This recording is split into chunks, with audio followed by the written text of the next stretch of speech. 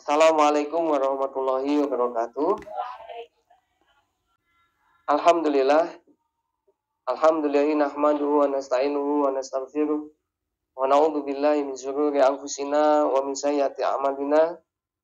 May yahdihillahu fala mudhillalah wa may yudlil fala hadiyalah. Asyhadu an la ilaha illallah wa asyhadu anna Muhammadan abduhu wa rasuluh. Allahumma shalli ala sayyidina Muhammad abdika wa nabiyyika wa rasulika Nabil Umi wa ala alihi wa ashabihi wa man tabi'ahum bi ihsanin ila yaumil wa ya ibadallah usikum wa nafsi bi taqwallah faqad fazal muttaqun. Wallahu ta'ala fil Qur'anil Karim. A'udzu billahi samii'il alim minasyaitonir rajim. Bismillahirrahmanirrahim.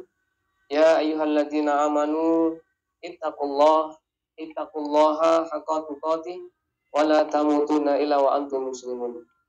Ya ayuhan nasu taqu rabbakumul ladzi khalaqakum min nafsin wahidah wa khalaqa minha zawjaha wa basa minhuma rijalan katsiran wa nisaa'a wattaqullaha alladzi tasaaluna bihi wal arham innallaha kana 'alaikum raqiba. Ya ayyuhalladzina amanu ittaqullaha wa qulu qawlan sadida yuslih lakum a'malakum wa yaghfir lakum dzunubakum wa may yuti'illaha wa rasulahu faqad faza fawzan 'azima. Rabbi shrah li sadri wa yassir li amri wa hlul 'uqdatam min lisani yafqahu qawli. Allahumma anfa'na bima 'allamtana wa 'allimna ma yanfa'una. Rabbi zidna 'ilma warzuqna fahma. Allahumma inna nas'aluka ilman nafi'an wa rizqan thayyiban wa amalan mutaqabbalan. Allahumma inna na'udzubika min ilmin la yanfa' wa min qalbin la yakhsha wa min nafsan la tasba wa min du'a la yastajabu laha. Amma ba'd. Alhamdulillah kita bersyukur kepada Allah Subhanahu wa taala di sore hari ini kita diketemukan oleh Allah Subhanahu wa taala dalam keadaan untuk taat dan beribadah mendekatkan diri kepada Allah Subhanahu wa taala. Dan sebaliknya Allah tidak menghendaki kita semuanya mendapatkan kesulitan. Cuma makanya Allah sangat mengancam bagi hambanya yang kemudian mereka tidak mau bersyukur kepada Allah. Yang ayatnya sudah sangat kita hafal. La in sakartum la'azidanakum wa la in kafartum inna adzab. Sesungguhnya azab Allah illa syadid. Sangat pedih. Nah, artinya ini bukan main-main, bukan hanya sekedar ketika kita mendengar ajakan-ajakan bersyukur kemudian kita lewatkan begitu saja. Perlu kita perhatikan begitu mendalam, ya.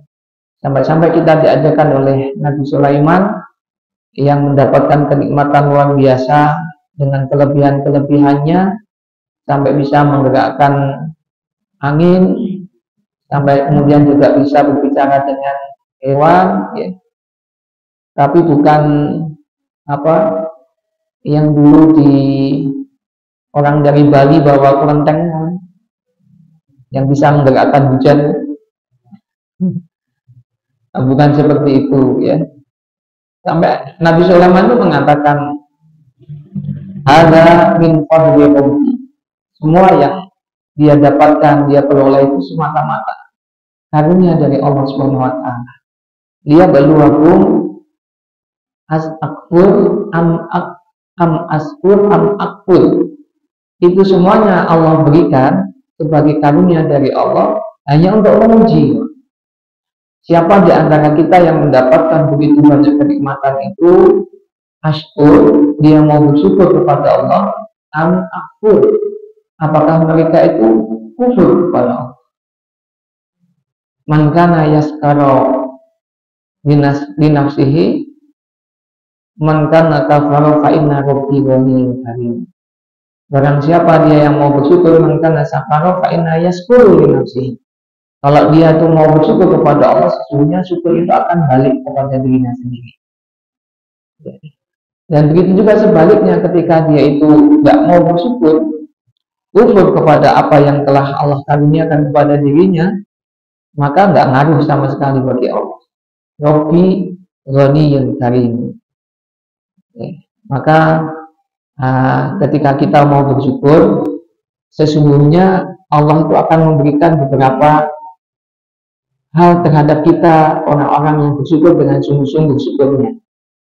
Ya, kata Imam Ghazali, hakul syukur, syukur yang sebenar-benarnya bersyukur itu adalah mendapatkan apa yang Allah karuniakan kepada kita, nikmat-nikmat sehat, nikmat panjang umur, nikmat waktu luang, dan seterusnya.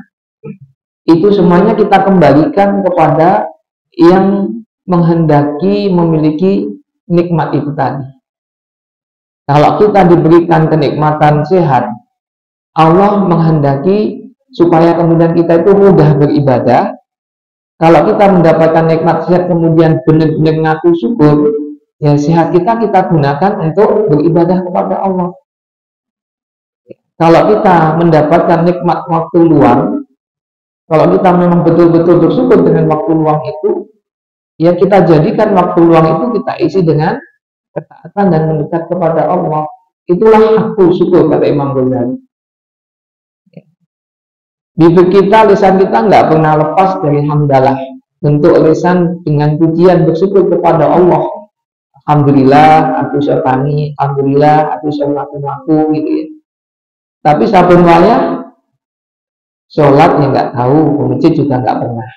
Maka itu bukan sebuah kesyukuran. Hanya ibu bapak sekalian, manakala kita mau bersyukur, beberapa ulama menyebutkan Allah itu akan memberikan kualitas kepada kita. Ya, walaupun mungkin secara kuantitas itu masih belum terasa. Ya, kita bersyukur luar biasanya, tapi piro-piro ini rumahnya ya tipe 36 ya. Tapi ternyata walaupun rumahnya tipe 36 dan kita bersyukurnya luar biasa, justru kemudian memberikan keberkahan kepada kita.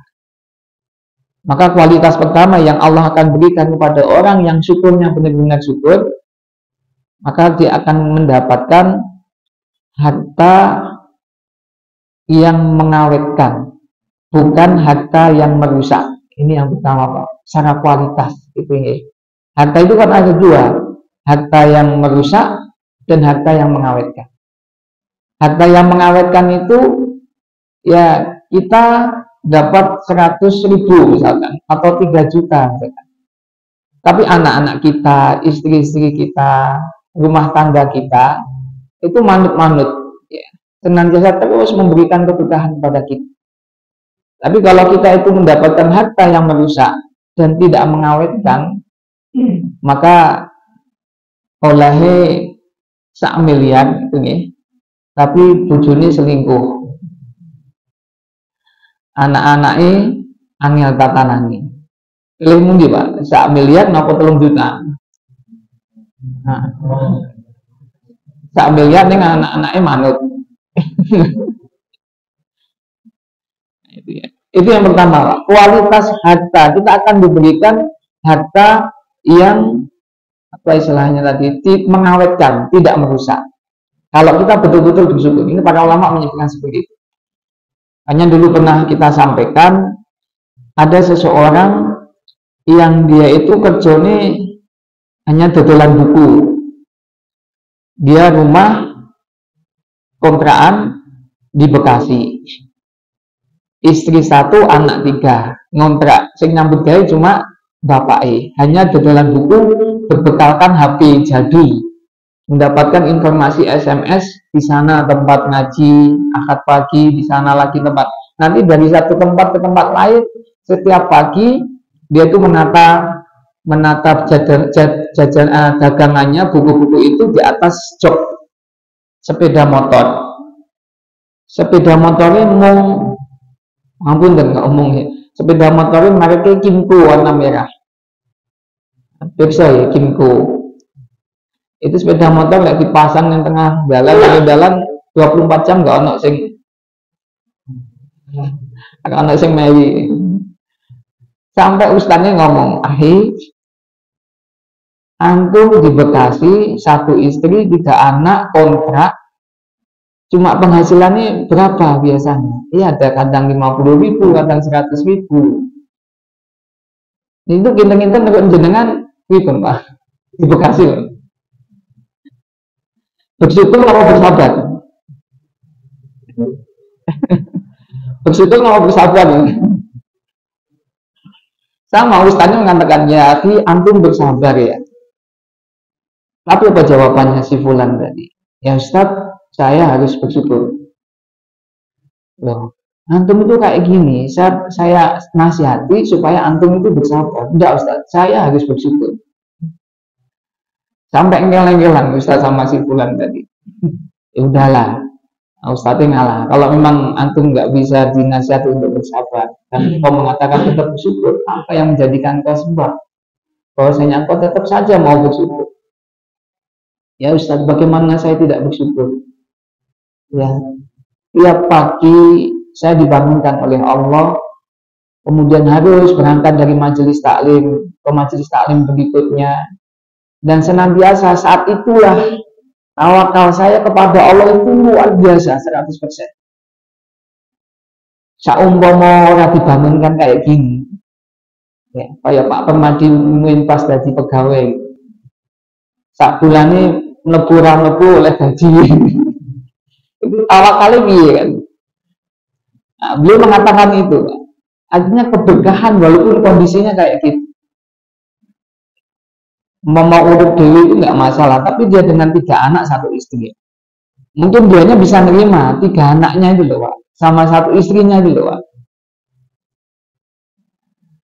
Dan kenapa kemudian Allah yang menggerakkan hati 3 anaknya, hati istrinya kemudian manut, nurut sama suaminya? Ya karena dia banyak bersyukur nanti. Saya harus bersyukur Pak, saya harus bersyukur. Makanya harta yang mengawetkan, bukan harta yang merusak. Dan hari ini yang mungkin perlu kita banyak lihat, ya, karena manusia saat ini, termasuk kita semuanya, tidak menutupi kemungkinan itu berpikirnya banyak nominal. Sidik-sidik piro, sidik-sidik piro. Itu yang kemudian menjadikan kita itu semakin kemerungsung, dan akhirnya ya nggak akan selesai gitu. Itu yang pertama kan, kita akan diberikan oleh Allah harta yang mengawetkan. Dan yang kedua, ketika kita bersyukurnya sungguh-sungguh kepada Allah, maka kita akan dijadikan oleh Allah kualitas bersahaja di dalam memandang dunia. Bersahaja Pak, sederhana gitu.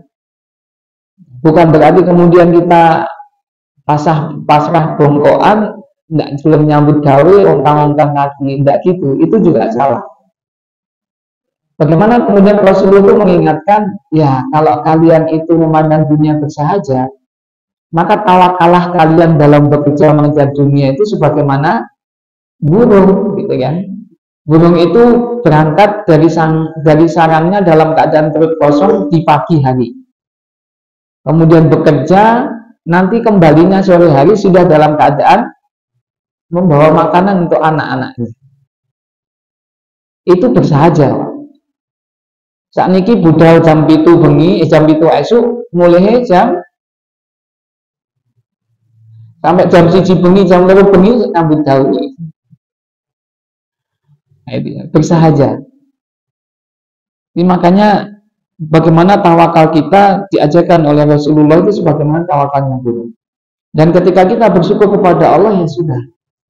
Inilah yang saya lakukan. Kemudian saya pasrah sepenuhnya kepada Allah SWT. Ya. Jadi kita itu memperbudak dunia, bukan kita yang diperbudak dunia. Karena sekali lagi pangapunten ya, Rasulullah sendiri kan pernah mengatakan di dalam hadis riwayat At-Tabrani, ya, innad dunya mal'unah, mal'unun ma fiha illa dzikrillah wa mawalah wa alimun aw muta'allim. Sungguh kata Rasulullah, dunia ini adalah terlaknat, mal'unun ma fiha, terlaknat semua yang ada di dalamnya. Makna terlaknat di sini adalah putus dari keberkahan. Jadi innad dunya mal'unun, mal'una ma fiha. kecuali orang yang senantiasa mengingat kepada Allah, zikrullah, dan orang yang senantiasa melakukan amal-amal kebaikan, au mu'allama, au alimul, orang yang senantiasa memperkaya keilmuannya, para ulama, au muta'allim, dan dia senantiasa terus mengejar syariat-syariat Allah, memperbanyak keilmuannya dan sebagainya. Ini Pak yang tidak terlaknat. Makanya kalau kita mau bersyukur kepada Allah tadi, Allah akan memberikan kepada kita bagaimana kita itu memandang dunia itu bersahaja. Ya. Tidak kemudian kita itu diperbudak oleh dunia. Karena dunia itu sesungguhnya dari bala. Ya. Allah tidak pernah memuji-muji, mengistimewakan nama-nama dunia di dalam Al-Quran. Tetapi kalau masalah akhirat, Allah itu pasti mengunggul-unggulkan masalah akhirat. Hanya ya, kalau kita mungkin punya anak, IP-nya sampai 4, ya, sampai mentok gitu. Tapi kemudian ketika dakwah tidak pernah mendapatkan kontribusinya, masjid juga tidak pernah disambanginya, kinten-kinten terlaknat nomor boten itu IP 4 gitu. Pangapunten ya, sekarang kan orang-orang, semua orang yang kayak gitu tersedot semuanya oleh industri, sedangkan dakwah, urusan-urusan syariat ini hanya mendapatkan sisa-sisa saja. Ini yang mendapatkan, menjadikan perhitungan buat kita. Oke. Maka jangan lupa, jangan heran Pak, ketika saya pernah melihat itu anak usia kecil ya, usia anak-anak ini, waktu megang HP-nya diminta sama ibunya, dia tidak menolak Pak, HP-nya dikasihkan. Tapi kemudian dia berdiri, ngelimpir ke belakang, kemudian ternyata dia ngambil kayu balok. Lalu kayu baloknya itu dipukulkan ke kepala ibunya, sampai kemudian pingsan, diambil HP-nya. Fakta ini Pak. Sampai seperti ini kejadiannya, ya karena apa? Bisa jadi karena tadi ya, yang menggerakkan setiap hati manusia itu adalah Allah. Dan itu juga akan sangat tergantung bagi bagaimana kita bersyukur kepada Allah tadi. Coba ya, yang kedua. Jadi Allah akan memberikan kualitas kepada diri kita akan diberikan kemampuan untuk sederhana, bersahaja di dalam memandang dunia ini. Itu. Yang ketiga, Allah akan memberikan kepada kita orang yang tidak menghitung-hitung dunia. Kita wangel ini Pak, tidak menghitung-hitung dunia. Bapak Ibu sekalian yang hadir di sini, menawi kula tangleti jumlah rekening pinten wonten sing mboten apal. Mobil kalau pulau kantang letih panjenengan rekeningnya panjenengan ini jumlahnya pinten wonten sing mboten apal. Pak Pri. Ya. Jadi ketika kita bersyukur kepada Allah, Allah akan memberikan kualitas kepada kita. Kita tidak pernah tidak pernah peduli lah, tidak menghitung-hitung urusan-urusan dunia. Nah, ini kan wangel ini. Karena sifat dasar manusia itu menghitung dunia, ya. Dan menghitung dunia ini pikiran yang paling dibenci oleh Allah SWT.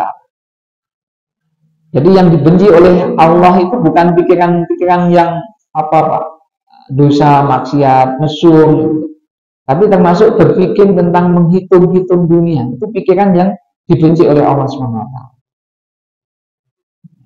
Akhirnya apa Pak? Ketika kita pikirannya terus dunia, dan dunia, maka ingatan kita kepada sang pemilik dunia, sang pemilik harta itu hilang.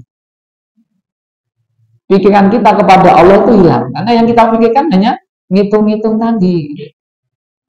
Ini barang siapa yang dari tidur, kemudian berangkat tidur, isinya mau dunia, dan dunia, maka Allah akan berikan kesibukan yang tidak akan pernah selesai itu Pak sibuk.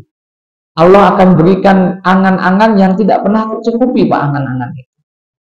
Dan Allah akan memberikan masalah yang tidak pernah selesai masalah. Makanya Allah di dalam 114 surat di dalam Al-Quran itu tidaklah kemudian Allah menyebut mengawali awal surat itu dengan kata wailul, kecuali ada di 2 surat. Surat Al-Mutaffifin sama apa adik? Al-Humazah. Wailul, ciloko, sungguh ciloko kata Allah. Wailul likulli humazadin lumazah. Alladzina jama'u. Jadi sungguh celaka Pak, orang-orang yang kemudian hanya ngumpul-ngumpulkan, menghitung-hitung dunia tadi. Inilah yang Allah berikan informasi kepada kita. Kemudian zikirnya itu zikir tentang finansial, ya, zikir tentang engkau piro ya tabunganku, besok bulan depan sudah berapa ya, dan sebagainya. Jadi wajar Pak ya, orang pokok ya. Tapi lah yang pikirannya fokus ke gitu terus, ya tadi lah kita akan melupakan yang paling dikorbankan adalah sang pemilik harta, yaitu Allah SWT. Maka orang munafik itu zikirnya sedikit. Karena apa? Ya dia banyak menghitung-hitung dunia, menghitung-hitung harta.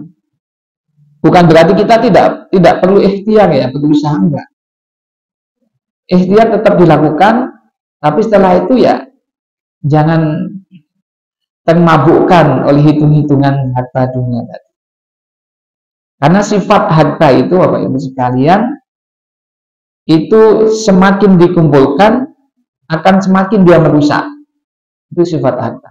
Karena settingannya Allah Pak, segala sesuatu yang sudah terkumpul itu harus ada yang dikeluarkan. Kita banyak minum, harus ada yang dikeluarkan dalam bentuk. Kita banyak makan, harus ada yang dikeluarkan dalam bentuk. Umpama makan, minum sehari saja Pak, kemudian tidak ada yang dikeluarkan, rasanya bagaimana Pak? Itu settingannya, defaultnya Pak. Allah menjadikan settingan segala sesuatu yang semakin terkumpul, tidak kemudian dikeluarkan, itu akan merusak. Demikian juga dengan harta dan dunia kita.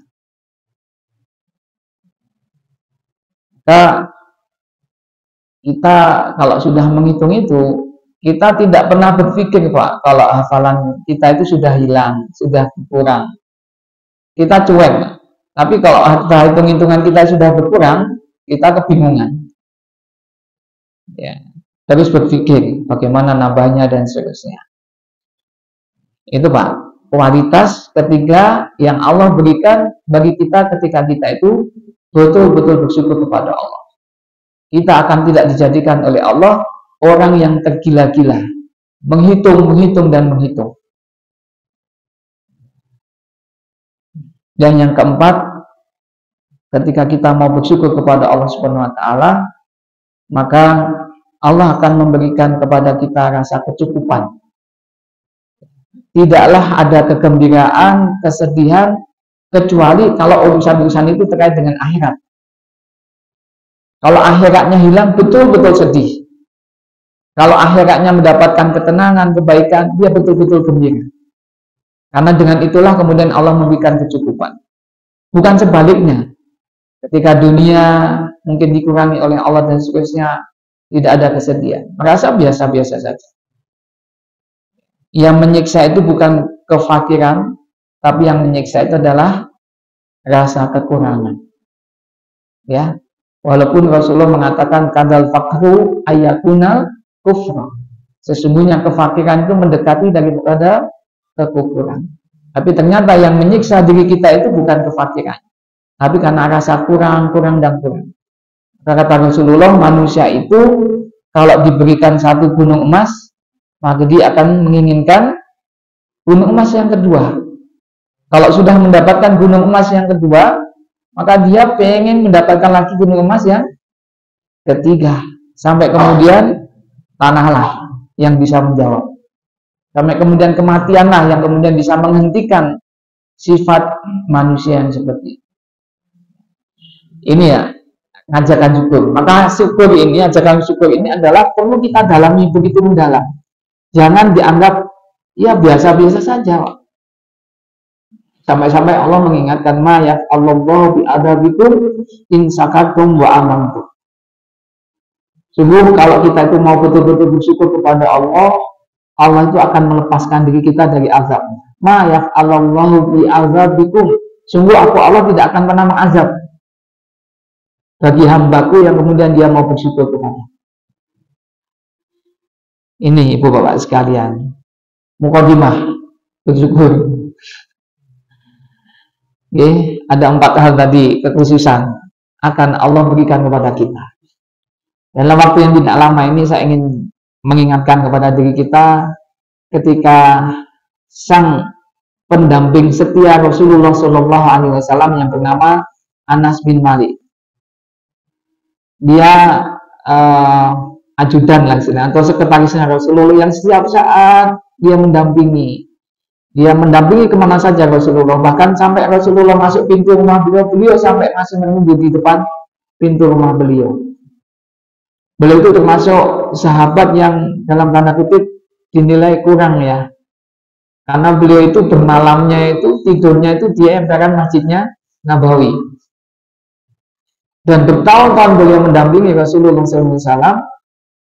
Kemudian sampai-sampai Rasulullah mengatakan, ya Anas, aku melihat engkau senantiasa setia kepadaku, maka aku berikan kamu kesempatan untuk minta, berdoa. Nanti akan aku lantarkan kepada Allah Subhanahu wa taala.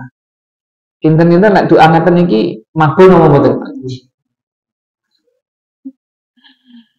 Anas kaget bagi tanya, "Ya Rasulullah, kalau engkau minta supaya saya minta, bukan kayak sing jarum 76 kayak ada 2 permintaan." Anas bin Malik kemudian bingung, Pak. "Ya Rasulullah, berikanlah waktu saya untuk berpikir. Besok saya tak kembali lagi." Ternyata kemudian besoknya kembali kepada Rasulullah, "Ya Anas, apa yang kamu minta?" Kinten-kinten nyuwun apa, Pak? Dikenal paling miskin dari kalangan sahabat, tidurnya saja di emperan Masjid Nabawi. Kinten-kinten nyuwun apa, Pak? Lek umpama jenengan batas Anas wis. Omah mboten kagungan gitu ya. Nyuwun apa, Pak? Ternyata Anas mengatakan, "Ya Rasulullah, saya minta supaya saya nanti mampu di akhirat menjadi pendamping panjenengan di surganya Allah." Tidak minta rumah, tidak minta dunia, tidak minta apa yang kemudian para sahabat lihat sebagai seorang Anas bin Malik. Tapi dia minta supaya nanti di surganya Allah dia bisa berdekatan, bisa mendampingi bersama dengan Rasulullah. Ini mendampingi Rasulullah itu surganya sami nombotan kali kalau jenengan sami. Itu permintaan Anas. Ya Anas, kalau jenengan minta itu, siapa yang ngajari kok sampai minta seperti itu? Tidak ada ya Rasulullah ngajari. Kalau minta dunia, dunia akan hilang. Tapi kalau minta untuk urusan-urusan akhirat, maka itu yang akan kemudian langgeng. Maka kata Imam Malik, maka lillahi fahuwa abqa.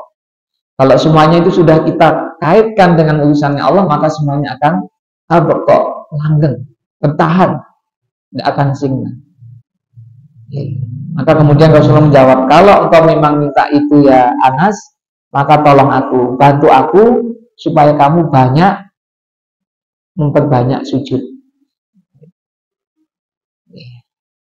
Ala kulli hal, Bapak Ibu sekalian, yang ingin saya sampaikan ketika bagaimana ternyata itu bagian daripada hidayah, ya, minta sampai kemudian dijaga sampai nanti di akhirat bisa bersama-sama dengan Rasulullah. Ini gambaran hidayah, supaya kemudian hidayah ini, kalaupun 5 tahun kemarin kita dapat hidayah, tapi setelah kemudian ini kok nggak dapat hidayah itu hilang atau rusak atau aus, maka itu tidak ada artinya apa-apa. Makanya Rasulullah itu kan mengingatkan kepada kita semuanya, kalau kita itu melihat seseorang, jangan melihat ketika masa mudanya, ketika hari ini, tapi lihatlah bagaimana kemudian ketika seseorang itu nanti dimatikan oleh Allah Subhanahu wa taala. Kata Rasulullah, la tukadzibu wa la tuhasibu hatta taro yutamallahu. Janganlah kalian membenar-benarkan seseorang dan jangan kalian mendusta-dustakan seseorang hatta taro, sampai kalian itu melihat seseorang itu dimatikan oleh Allah Subhanahu wa taala dalam keadaan seperti apa. Kalau hari ini kita melihat terus seseorang itu kok apik men gitu. Sama kan Rasulullah mengumpulkan para sahabat seperti ini misalkan.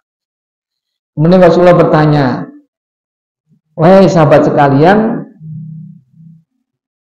menurut kalian si fulan nanti di akhirat kedudukannya di mana?" Ini si fulan yang ditanya oleh Rasulullah adalah seseorang yang paling giat, paling semangat di dalam medan jihad. Para sahabat semuanya kompak serempak mengatakan, "Ya Rasulullah, demi Allah si fulan nanti kedudukannya di akhirat adalah di surganya Allah." Karena apa, Pak? Para sahabat melihat semuanya bahwa si sahabat ini bekerjanya di medan dakwah, berjuangnya di jalan Allah itu mati-matian. Tapi apa jawab Rasulullah, Bapak Ibu sekalian? Rasulullah mengatakan, "La fa inna fulan finnar." Tidak, sesungguhnya kedudukan fulan nanti di neraka. Itu Pak ngeten. Jadi semua sahabat itu kompak mengatakan si fulan nanti pasti tempatnya di surga. Intinya sing bening jawabannya sahabat atau jawabannya Rasulullah? Rasulullah jelas, karena Rasulullah tidak mengatakan kecuali ila wahyu. Tapi gambaran fakta di lapangan, seseorang itu bekerja mati-matian di medan jihad, berdakwah di jalan Allah. Semua sahabat manusia melihat luar biasa si fulan. Sampai-sampai ketika ditanya oleh Rasulullah, sahabat tempat mengatakan pasti itu nanti tempatnya di surga. Tapi ternyata kata Rasulullah enggak. Itulah Pak, hidayah. Ya, jadi dia dapat hidayah, lalu kemudian dari seorang sahabat yang ada muncul tanda tanya, mosok kayak gitu. Hanya dia buntuti sahabat tadi yang dikatakan oleh sahabat semuanya kompak ahli jannah, tapi kalau satu orang Rasulullah SAW mengatakan ahli neraka, maka dia meyakini jawaban Rasulullah, tapi pengen tahu apa yang menjadikan asbab si fulan yang luar biasa di medan dakwah, berjuang di jalan Allah, kok ujung-ujungi. Maka kemudian betul ketika diikuti di dalam sebuah peperangan, maka kemudian dia terluka di dadanya. Saat terluka kemudian terus diikuti, dan qadarullah dalam peperangan waktu cukup lama, kemudian dia minggir, kemudian dia mengambil tombaknya, menancapkan tombak pangkalnya di bawah, ujungnya di atas, dan kemudian menjatuhkan badannya arah tombak itu. Tapi tahu kemudian, oh ini yang menyebabkan Rasulullah mengatakan ahlunna, tempatnya di neraka. Ini Pak hidayah nih. Jadi hidayah ini mahal, harus dijaga, karena hidayah ini bisa berkarat sebagaimana berkaratnya besi. Kita sangat-sangat mengenal hadis Rasulullah Shallallahu Alaihi Wasallam. Ada seseorang yang melaksanakan amalan-amalan ahli surga, sehingga dia menjadi seakan-akan ahli surga, jaraknya dengan surga tinggal sejengkal. Tapi qadarullah, Allah menetapkan lain. Pada saat ujung-ujung kehidupannya, di atas garis kematiannya, dia melakukan amalan-amalan penduduk neraka. Kemudian jaraknya dengan surga yang tinggal sejengkal tadi tidak ada artinya apa-apa, karena ditutup dengan amalan neraka, maka dia kemudian masuk menjadi ahli neraka. Demikian juga sebaliknya. Ada orang-orang yang kemudian melakukan dosa maksiat, dosa maksiat terus, seakan-akan jaraknya dengan neraka itu tinggal sejengkal. Tapi Allah menetapkan lain. Kemudian di akhir-akhir kehidupannya dia melakukan amalan penduduk surga, maka kemudian dia dimasukkan di dalam jannahnya Allah. Inilah Bapak. Karena apa? menjaga hidayah. Hidayah kita sudah dapatkan, maka mendapatkan hidayah itu ada yang mengatakan ya gampang-gampang lah. Tapi yang lebih sulit lagi lah menjaga hidayah. Dan salah satu kata para ulama menyebutkan bahwasanya yang menjadikan asbab berkaratnya hidayah itu karena begitu kita mendapatkan hidayah, tapi kita kemudian tidak menjaga hidayah itu dari kebersihan hati kita lantaran karena ada kesombongan. Orang dapat hidayah itu parameternya dia semakin meningkat ilmu dan ketaatannya. Dan meningkatnya ilmu dan ketaatannya itu bisa menjadikan asbab berkaratnya hidayah ketika dia sombong atas kedapatnya ilmu dan ketaatannya. Jadi kalau kita itu semakin taat kepada Allah, kita kemudian mendapatkan ilmu Allah, mencari di sana majelis-majelis ilmu gitu ya. Sombongnya kita itu nggak terlihat, Pak, dibandingkan dengan orang-orang yang mungkin beriman ya, tatunya becak awaknya gitu. Dia mengatakan sungkan, Pak, saya merasa nggak layak di masjid ya. Tapi bagi orang yang dia punya ilmu, dia taat kepada Allah, kadang ada dalam hatinya ada kesombongan. Itulah yang menjadikan asbab kenapa orang yang menjadi ahli surga seakan-akan sudah tinggal sejengkal, kok kemudian ujung-ujungnya dia menjadi ahli neraka. Kata para ulama, karena ada kesombongan di dalam hatinya, asbab dia mendapatkan peningkatan ilmu dan ketaatan. Ini Bapak Ibu sekalian, kurang lebih yang bisa saya sampaikan. Kita berdoa memohon kepada Allah Subhanahu wa taala ya. Kondisi hari ini kita mendapatkan hidayah Allah. Mudah-mudahan nanti sampai kita di penghujung kehidupan kita di dunia ini, kita tetap mendapatkan hidayahnya Allah. Kita diakhirkan kehidupan kita dalam keadaan mendapatkan hidayahnya Allah, dalam keadaan yang terbaik, dalam keadaan husnul khotimah. Maka ada kewajiban buat kita senantiasa menjaga hidayah ini. Jangan gampang-gampang kemudian kita mengotori hati kita dengan kesombongan. Jangan gampang-gampang kemudian kita menodai iman kita dengan kesyirikan dan sebagainya. Demikian yang bisa saya sampaikan. Ampun atas segala kekurangan, semata kelemahan dan kekurangan dari saya, dan semata-mata semua kebaikan dari Allah Subhanahu wa taala. Aku qouli hadza astaghfirullah li wa lakum. Subhanakallahumma wa bihamdika asyhadu an la ilaha illa anta astaghfiruka wa atubu ilaik. Wabillahi taufiq wal hidayah. Wassalamualaikum warahmatullahi wabarakatuh.